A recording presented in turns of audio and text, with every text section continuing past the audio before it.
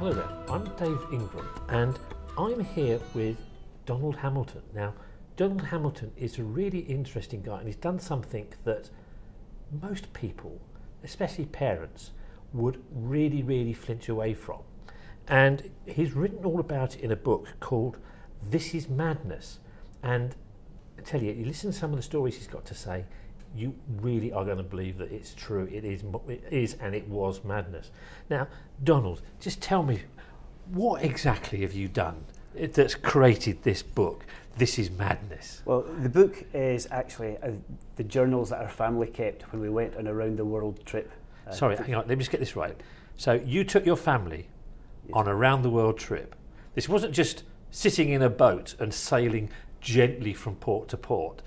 This, from what I read of the book, is doing it the hard way, the real way, the way you get to experience life in so many different cultures. I've almost lost count. Yeah, 13 countries we visited, and we saw 15 because we steered over the border from Vietnam into China and from the USA into Mexico. But it didn't actually make it across the border. Okay. on the grounds that if you went across the border from Canada to Mexico, they might America to Mexico, you might not let you back in? Well, on the basis we were actually staying with someone who was a border guard and said we might not come back at all, certainly without the children disappearing into the boot of a car, so we thought, well, we'll pass on that. Okay, that sounds like a challenge in itself. Yeah. Okay, so tell me, what on earth made you all of a sudden just up sticks and take the family off around the world for how long? How many months was it? Well, just under 7 months. Just under 7 months. Go on, just start us at the beginning. What on earth inspired you to do this? Well, the year before, around September, October time, I was told that I was being made redundant in the new year. And after the initial shock and fear and panic, I suddenly thought, what a great opportunity this is. I'd been running a team in a big corporation, and I always told people, look out for opportunities. They don't always come with a gift wrap and with a bow on them and a big label saying this is an opportunity. You've got to recognise them. And I suddenly thought, what an opportunity this is. We've got some time, whether we wanted it or not. We've got a bit of cash behind us, and the kids are still at an age where they are young enough to think their parents are quite cool. But Sorry, how old are your two kids? They were 9 and 11 at the time we left. Yeah. Gosh. So they still think it's quite cool to be with mum and dad, but they're old enough to appreciate that this is something different. And their school were fantastic about it and said, as long as the school gets something out of it, you will go with our blessing. So our youngest son is called Dougie. His class put a Dougie tracker up in their wall in the classroom where they tracked his various adventures around the world. And I also got back in touch with them through Skype video conferences from various locations. When they were in their ICT lesson, he was on the beach somewhere or overlooking the Grant Park in Chicago, just saying hi to his friends. So and something like that, of course, Dougie's going to seem like the coolest kid on the block. He was certainly, the kids all knew who he was. Wonderful. Now, so you actually kept a diary, effectively, yes, of what happened, the places you went. Yes. We all kept diaries. My wife less so because she was so busy just keeping the show on the road. Bless. But I kept a reasonably detailed diary, and the kids did jottings as and when they remembered and felt inspired. And felt inspired to do it, yes. Right, okay. And that's the basis of this book, and the book is Yes. This Is Madness. So that's right. Is the book out? Is the book officially published now? It's coming out in early December. Initially as a Kindle book, but hopefully we'll get the hard copy out shortly after that as well. Kindle book, okay. So for anybody who's watching, they want to have a look at this, got to go to Amazon, go to the Kindle bookstore and look for This Is Madness. Yes, there's also, we're just getting a website up and running as well to say a bit more about our trip and answer questions for anyone who's thinking of doing something similar. That's called OurRoundTheWorldTrip.com. OurRoundTheWorldTrip.com. That sounds pretty good. Okay, so tell us some of the, without asking you to reveal what's in the book in all its detail and complexity and scariness. Yes. Tell us some of the highlights, because I mean, one of your kids is allergic to fish products, isn't he? Well, he's allergic to fish, to some nuts, to dairy products, So we had to plan at least the first part of the trip quite carefully, particularly when we were in Southeast Asia, because fish sauce is such a key ingredient of the food there. And we were actually amazed at how understanding and accommodating everyone was.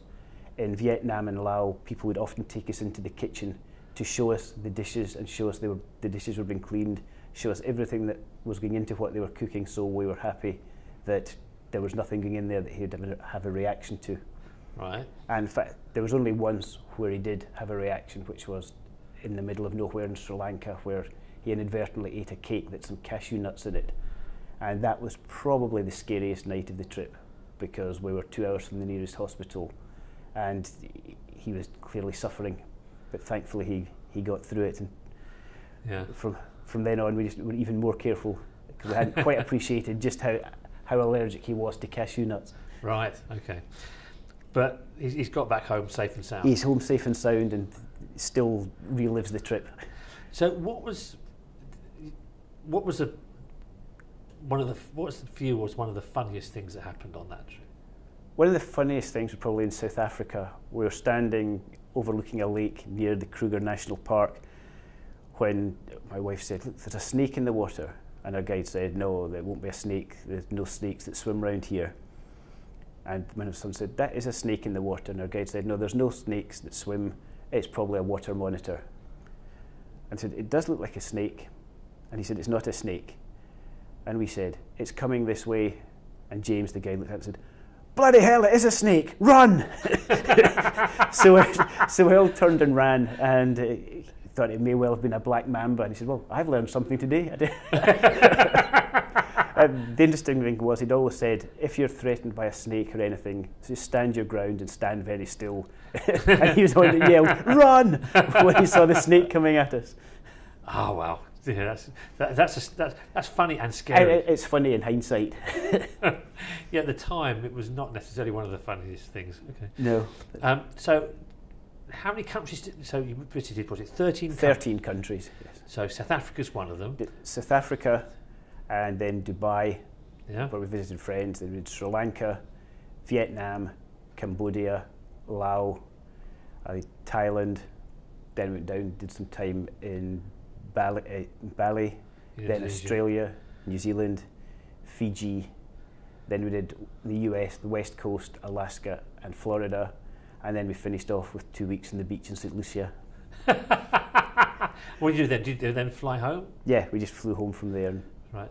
So how actually did you get from country to country? Was it?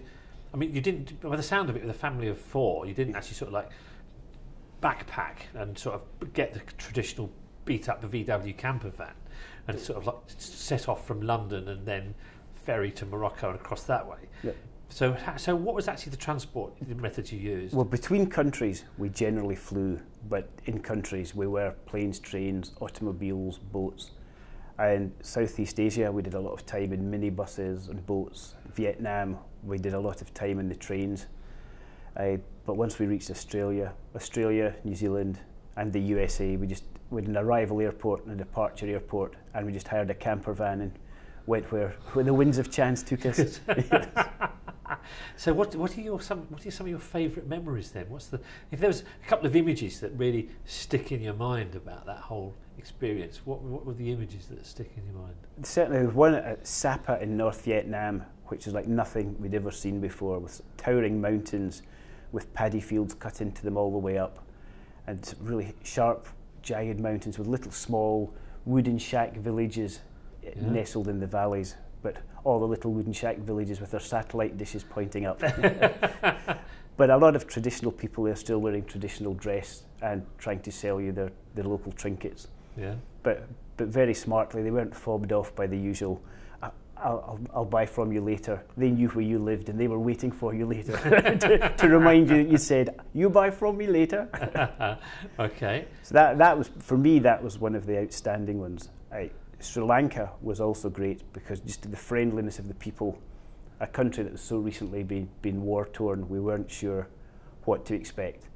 But you'd even have soldiers standing at checkpoints and crossroads with their guns, they're sort of at high port, and you'd catch their eye and they'd just give you the biggest, brightest smile.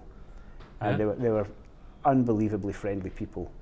I had some dental problems in Sri Lanka, and a tuk-tuk driver took me to the dentist, stayed with me all day, translated everything for everyone, and just guided me through the process. And he just didn't want paid for it. He just wanted me to love his country and the Sri Lankan people, which was lovely. You can just imagine somebody having a toothache in London and a taxi driver not doing that. Yeah, yeah. But it was great. It made you restored faith in the ultimate kindness of humanity. That's an interesting take on Yeah. it. Okay, Donald, thank you very much indeed for spending your time with us. Yeah. And the book is This Is Madness. And sorry, and what's the website going to be called? The website's ouraroundtheworldtrip.com. Our Around the World? Ouraroundtheworldtrip.com. That sounds like fascinating. Thank you very much, Donald. Thank you.